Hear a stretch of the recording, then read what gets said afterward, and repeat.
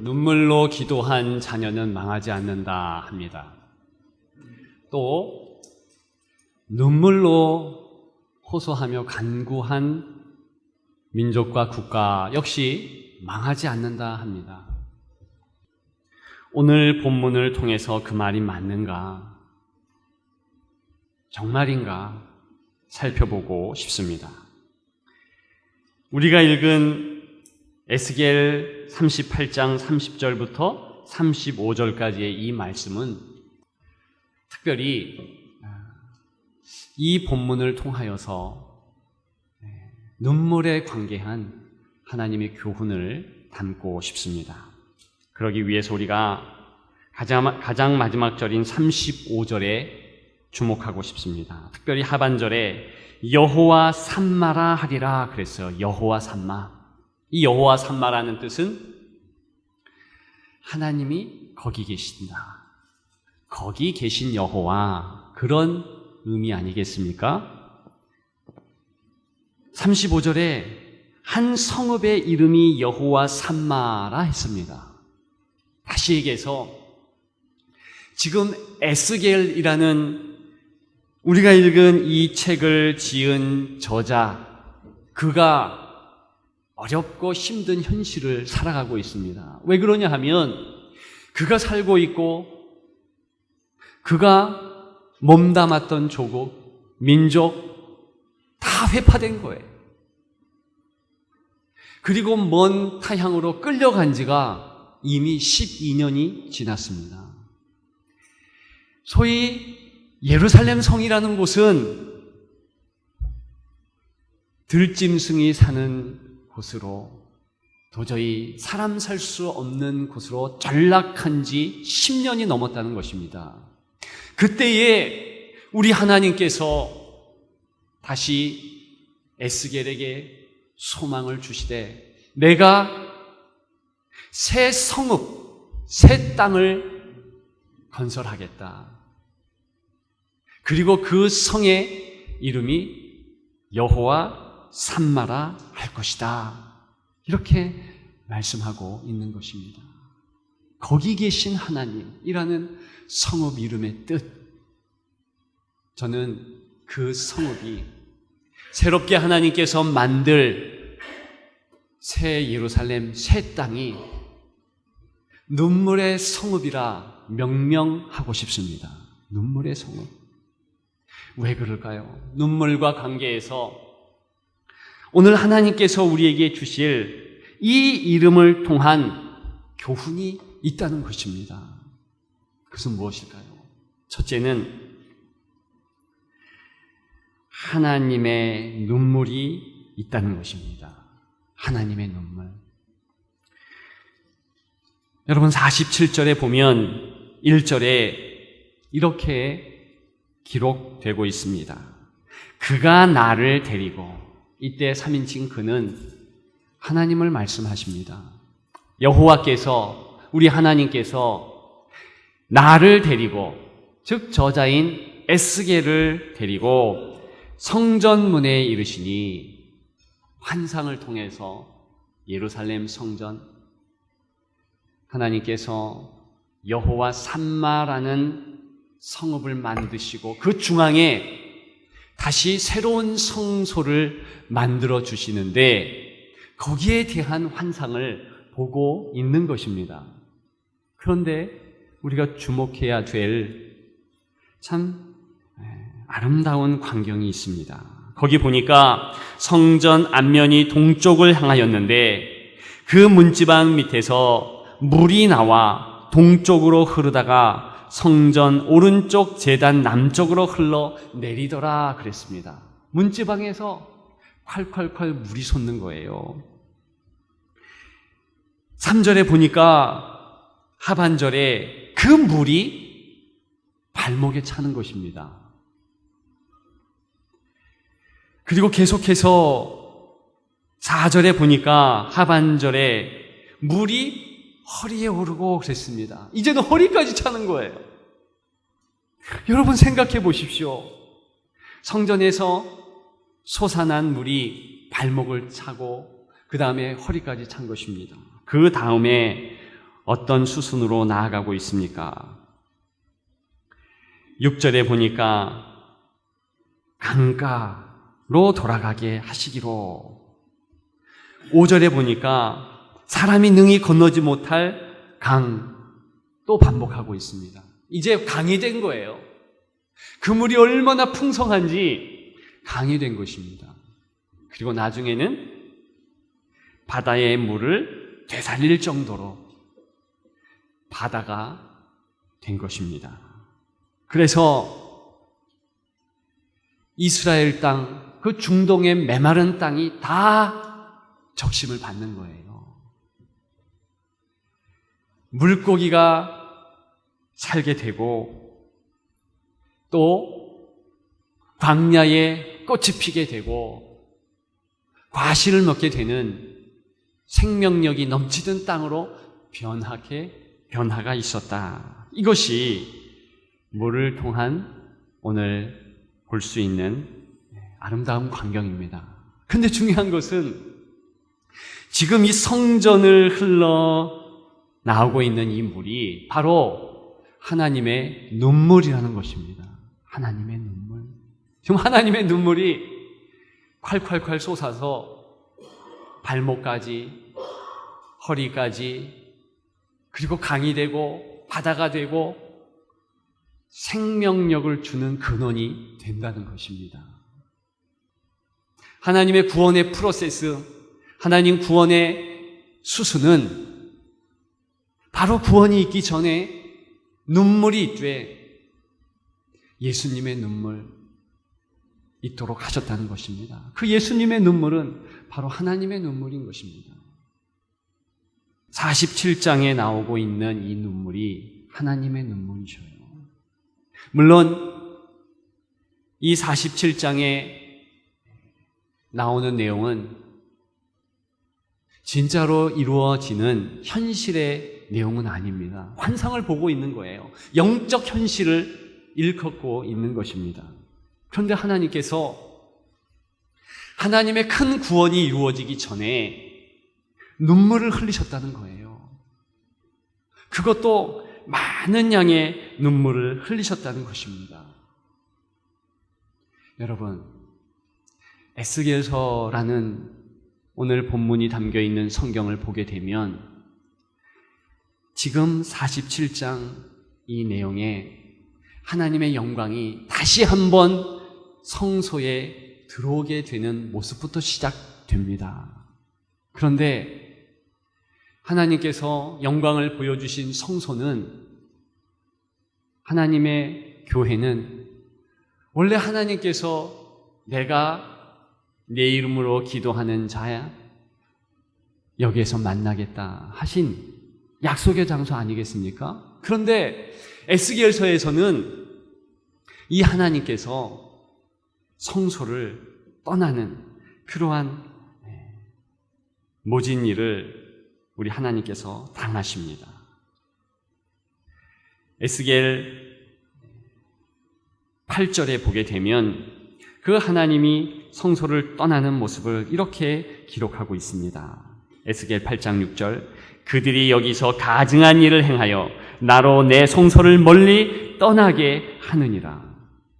계속되는 8장 1절, 5절 보게 되면 성전 북편문에 우상이 세워져 있는 거예요. 이러한 교회에, 우리 교회 뜰에 만일 부처의 상이 세워져 있다고 생각해 보십시오. 있을 수 없는 내용이잖아요.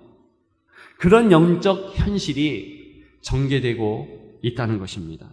그리고 성전 안에도 이방신을 예배하는 광경을 봅니다. 이스라엘 여인들은 성전 바깥 뜰에서 하늘을 향하여 기도하고 있는데 하나님을 향해서 기도하는 것이 아니라 담무스라는 하늘의 신을 향해서, 이방신을 향해서 소리를 높여 기도를 했고요. 제사장들은 태양신을 숭배하고 있었더라는 것입니다. 그러니까 하나님께서 그런 죄된 모습을 보시면서 마치 도망자의 모습과 같이 떠나셨다. 그것이 황폐한 성전에서 하나님이 떠나시는 모습이었습니다. 그런데 오늘 본문에 보면 그 하나님의 떠나간 영광이 떠나갔던 자리, 동쪽 성문을 통해서 돌아오시는데, 그러면서 이 하나님께서 떠나가셨던 그 장소에서 하나님의 영광 돌아오면서 특히 하나님의 눈물로 시작된다. 이것이 본문에 기록된 말씀입니다. 여러분, 우리는 성경에서 인생이 하나님을 배척하고 떠나는 모습에 익숙해져 있습니다. 그런데 그 이전에 우리 하나님께서 동일한 모습으로 인생에게 배척당하셨다는 것을 우리가 기억해야 할 것입니다. 실제로 주인된 이 땅에 예수님께서 사람들에 의해서 배척되고 그 결과로 십자가에 달려 돌아가신 것 아니겠습니까? 예수님의 그 모습 가운데서 배척당하시는 하나님의 모습이 투영되는 것입니다. 그러나 우리 하나님께서는 그러한 인생의 죄가와 그런 인생의 모습 내버려 두지 않으시고 끝내 심판하시지만, 끝내 인생에 대해서 징계하셨지만 다시 은혜를 주셔서 하나님께서 거룩한 집으로 내가 그곳에서 만나겠다 하신 성소로 돌아오신다는 것입니다. 돌아오시되 어떤 모습을 보여주시는가? 하나님의 눈물입니다. 하나님의 눈물. 그래서 오늘 본문에 보게 되면 이 하나님의 눈물이 넘치고 넘쳐서 강을 이루는데 8절에 보면 바다의 물이 되고 이 물로 되살아나리라, 되살아나는 은혜가 있다는 것입니다. 여러분, 특별히 이 되살아난다, 이것은 치료하시는 하나님을 일컫습니다. 치료하시는 하나님. 그것을 히브리 말로 여호와 라파의 하나님이라 하지 않습니까? 여호와 라파, 치료케 하시는 하나님.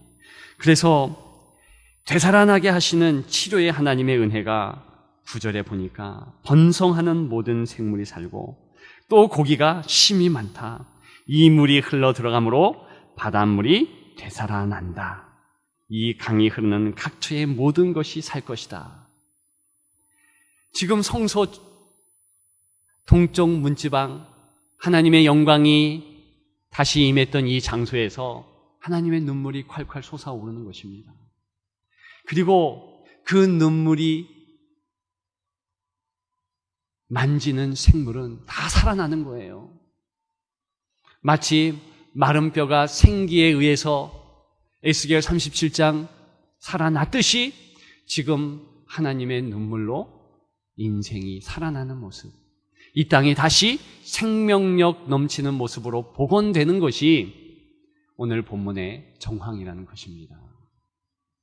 여러분, 그래서 이 성전에서 흘러 하나님의 눈물이 흘러갑니다.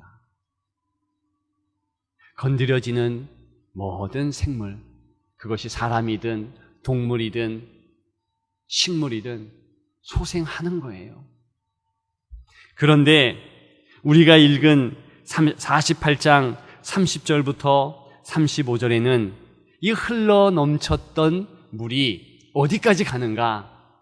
지금 새 땅, 새 예루살렘, 여호와 산마라고 일컫는 예루살렘 성읍의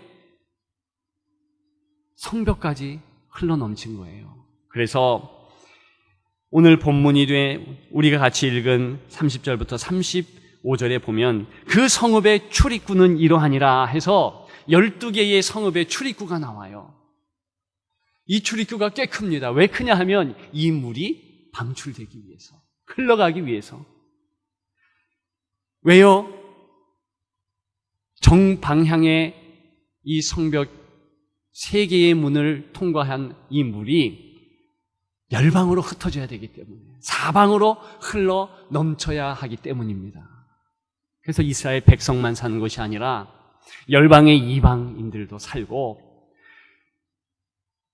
현 시대에 살아가고 있는 사람들 뿐만이 아니라 흘러 다음 세대까지 살아가는 은혜가 넘치게 되는 것입니다. 그 출입문마다 이름들이 있어요. 12지파의 이름이죠. 그것은 정확하게 교회를 의미합니다. 교회는 이렇게 하나님의 눈물이 흘러가는 곳이, 아버지 하나님의 아픔, 아버지 하나님의 희생, 아버지 하나님의 용서, 화해, 그 은혜가 흘러가는 것입니다. 그러면 살아나는 거예요. 여러분, 이것이 오늘 본문에서 나타나는 여호와 삼마, 하나님 눈물의 교훈인 줄 믿습니다. 그렇다면 오늘 본문에 나오고 있는 교회의 사명은 무엇입니까? 교회의 사명. 여러분, 교회의 사명은 다른 것이 아니라 눈물이라는 겁니다. 하나님이 눈물 흘리셨듯이 교회는 눈물로 적셔지는 곳이고, 이 눈물이 이제 교회 바깥으로도 흘러넘치는 겁니다. 하나님께서 눈물을 귀하게 여기셨다면 우리는 이 교회에서 자녀들을 위해서 눈물을 흘려야 되는 것입니다. 다른 성도들을 위해서 눈물을 흘려야 되고, 자녀 세대를 위해서 눈물을 흘려야 되고, 나라와 민족을 위해서 눈물을 흘려야 되고, 우리 선교사님들과 더불어서 열방에 구원받는 그날을 위하여서 또 눈물을 흘려야 한다는 것입니다. 그러면 우리 하나님께서 기억하시고 나머지는 다 하나님께서 행하실 줄 믿습니다. 우리가 잘못 아는 내용이 있습니다. 예수님께서 지상에서 마지막으로 한 최후의 명령이 선교인 것으로 알아요. 왜냐하면 마태복음 28장에 땅끝까지 이르러 내 증인이 되라. 그런데요, 이것이, 이 명령이 마지막이 아닙니다. 사실 하나님의 마지막 명령은, 예수님의 마지막 명령은 요한계시록에 나오고 있습니다. 우리가 몇 주 전에 7 교회에 대하여서 말씀을 나눴는데, 요한계시록 2장과 3절에 동일하게 반복되는 예수님의 단 한 가지 명령이 있어요. 그것은 회개하라. 그것 아니겠어요? 눈물 흘리라는 것입니다. 이것이 예수님의 지상 최후의 명령입니다. 여러분, 우리는 선교해야 되지요. 전도해야 되지요. 그러나 그 이전에 회개해야 하는 것입니다. 눈물 흘려야 하는 것이에요. 교회는 어떻게 거룩하게 되고, 교회는 어떤 사명을 완수해야 되는가? 그것은 눈물의 사명입니다. 눈물로 거룩하게 되는 것이에요.